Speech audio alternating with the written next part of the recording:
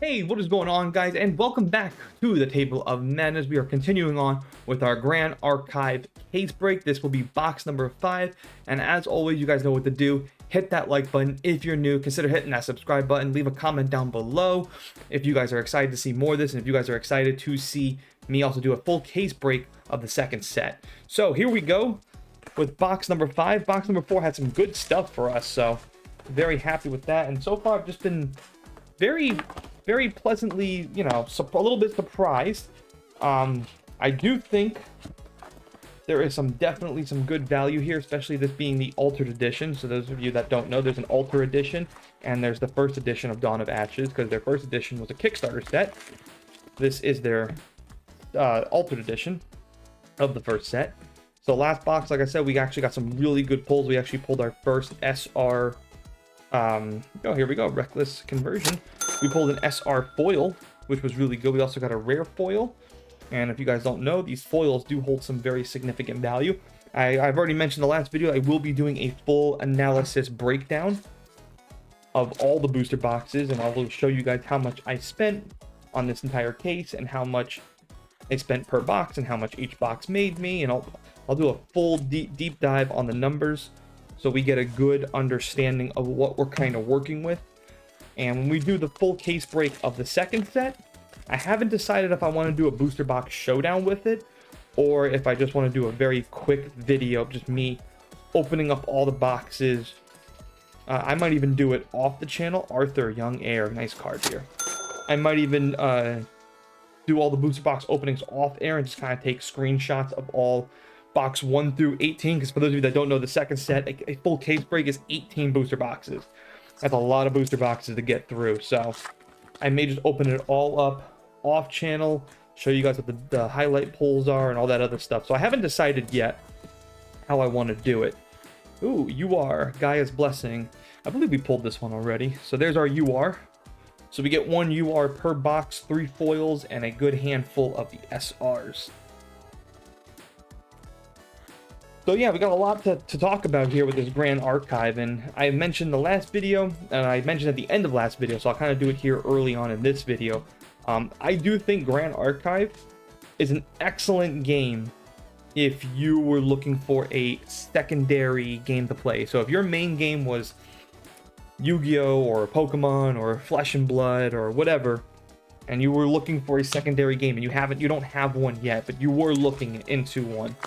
Maybe you were looking to Disney Lorcana. Maybe your main game is Disney Lorcana, and you're sitting there saying, dude, these prices are getting out of control.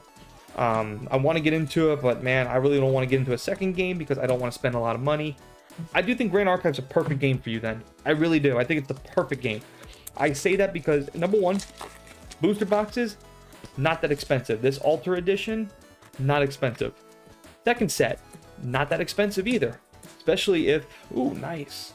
Spontaneous Combustion, especially if for the second set, if you bought a full case, yes, in total will cost you a lot of money. However, though, per box, it's not that expensive. Ooh, there you go. Here's all the other 3 cards, by the way, in case you cared. The biggest thing I will say about Grand Archive, and the best thing about Grand Archive, is simply the prices per singles. That's really just all there is to it. The prices per singles and the variety of the content that you can buy right now. What I mean by that is there's 2 booster boxes. There are tons of like dash packs and other stuff like that. There's also 3 starter decks. So again, this is if you wanted to get into it and you were looking for a secondary game, you're sitting there saying like, man, my card game currently, whatever your main card game is, getting a little pricey. And I think it's time to jump on to another game until maybe the card prices of my other game, whether that be Yu-Gi-Oh, Pokemon, again, whatever, drops down. Maybe it's Disney Lorcana. You guys know prices for Disney Lorcana, not cheap. The singles in this game, man, they're very, very cheap. So in other words, what I'm trying to say is, oop, I actually pulled an SR there, going too fast. Coup de Grace. I'm a little passionate here about this one because I actually do think this could be for someone out there. If you're watching, I could be speaking to you right now. If you were looking for a secondary card game, it's perfect Grand Archive because, again, the singles are very cheap. Cards that, you actually need that are meta, the SRs, the URs, they're all very cheap. Again, that could be both a good thing. Ooh, Tome of Knowledge. And sometimes that could be a good thing or a bad thing if the SRs or the URs are cheap. Particularly if you're speaking to a collector, that's a bad thing. If you're speaking to someone who's trying to turn and burn stuff, maybe if you're someone like me who holds a lot of bulk and wants to sell all this stuff, I'm not going to be making a lot of money. That doesn't mean, though, again, that's a bad thing.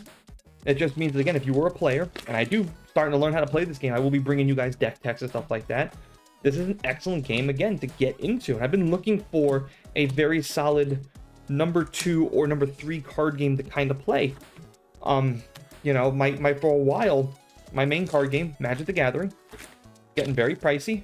For a little bit, I jumped into Digimon, didn't stick with it, didn't really care, kind of like turned over very fast. What I mean by that is like, it started getting very complicated to keep up with all these sets and stuff like that. Okay, so I kind of dropped out of that. Still fun to collect. I still get a lot of Digimon cards graded. Okay, no big deal. One Piece comes out. Very fun game. Card prices jumped up by the time the second and third set rolled around. I'm like, oh my god, it's just... Somebody please, like, save me here. These prices are ridiculous. So, I stopped playing that. Can't get back into Yu-Gi-Oh! I love collecting Yu-Gi-Oh! Cards. I love getting Yu-Gi-Oh! Cards graded.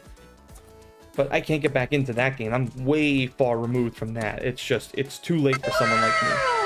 Ooh, Spirit Blade, End Soul. Too far away removed from that. Flesh and Blood, to me, very similar to Magic the Gathering. Didn't really get into it, so can't talk about that one.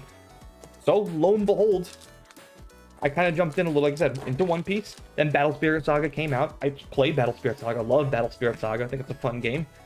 And then all of a sudden, I happened to just catch my eye with this game.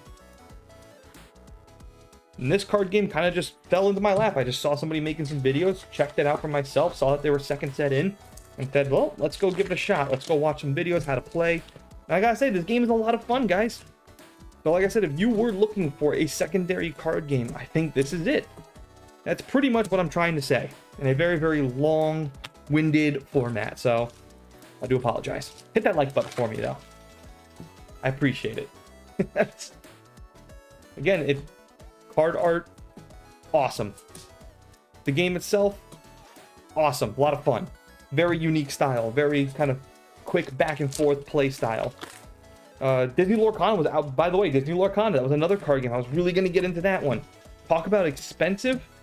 Can't do it, man. It's just too much money. So all these card games just... they creep up there in prices, and you want to just enjoy something without spending an arm and a leg, because this probably isn't going to be your first go-to card game. You're probably playing something else. Again, I do think... nice. Cry the skies. I do think Grand Archive could be a very good alternative card game for you if you were looking for one. Give it a shot. Go watch how to play video. Very unique. It's a lot of fun. And we will be bringing you guys some deck techs and other stuff. And I will be kind of teaching you guys as I go along on how to play. So if you were someone who didn't understand it, hopefully, after watching some of my videos, you will get an understanding of how to play this game. Like I said, if you want to learn, there are plenty of videos out there. I won't make a video on how to play because I'm not the best person, number one, to make those type of videos. I'm very good at understanding. I'm not good at teaching. Intangible Geist is the SR. And number two, there are plenty of people already making those videos. So highly recommend just to type it in, into your YouTube search. How to play Grand Archive. There's plenty of good videos, short form videos, long form videos, going over the basics and all of the nitty gritty details as well. So that's all. That's my little rant about Grand Archive. I got one more pack after this. I kind of wanted to talk about that because I do think, like I said, after watching more and more videos that they're starting to really learn how to play the card game and seeing the prices and stuff like that, I do think, like I said, there's someone, might be a bunch of people actually, hopefully, like I said, people are watching this video. You may be that person, you're looking for another card game that isn't that expensive. Give this one a shot. That's going to do it for this booster box opening. Let's go ahead and get the end of the video and do a quick recap. All right, you guys, we are now here at the end of the video. Let's do a quick recap of the booster box we just opened. So for the foils, we got an uncommon Spontaneous Combustion, a foil uncommon Tome of Knowledge, a foil common Scry the Skies, excuse me, And for our super rares, Reckless Conversion, Author Young Heir, Orb of Glitter, Coupe de Grace, Spirit Blade Ensoul, Intangible Geist, and the ultra rare was Gaia's Blessing. And again, you guys can see these are basically, I'm laying them all out here for you so you guys can see these are what you would call your big hitters, and you can see you get a good amount of pulls from one booster box. And again, even these cards, they're not going to be that expensive. I've done enough of these booster box opens to now know.